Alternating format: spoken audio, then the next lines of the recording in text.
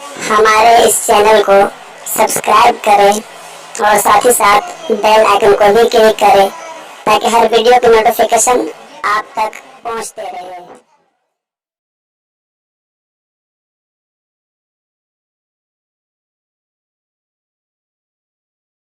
السلام علیکم ورحمۃ اللہ وبرکاتہ۔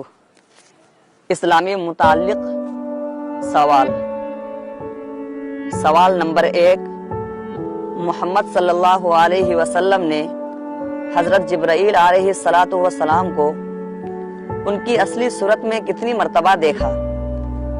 جواب: حضور صلی اللہ علیہ وسلم نے پوری زندگی میں حضرت جبرائیل علیہ السلام کو اصلی صورت میں صرف 4 مرتبہ دیکھا۔ ایک مرتبہ غار حرا میں، دوسرا مرتبہ معراج یعنی سدرۃ المنتہا میں، تیسرا مرتبہ مکہ میں مقام جیاد پر، چوتھے مرتبہ آپ کے چچا حضرت حمزہ کے کہنے پر۔ سوال نمبر 2، حضور اکرم صلی اللہ علیہ وسلم کی کنیت ابو ابراہیم کس نے رکھی؟ جواب: حضرت جبرائیل علیہ السلام نے۔ سوال نمبر 3، حضور اکرم صلی اللہ علیہ وسلم کے مونڈھوں کے درمیان مہر نبوت لگانے والے کون ہیں اور مہر نبوت پر کیا لکھا ہوا تھا؟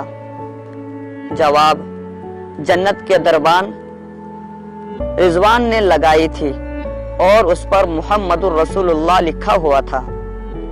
سوال نمبر 4، جنت میں حضور اکرم صلی اللہ علیہ وسلم کی شادی دنیا کے کن کن عورتوں سے ہوگی؟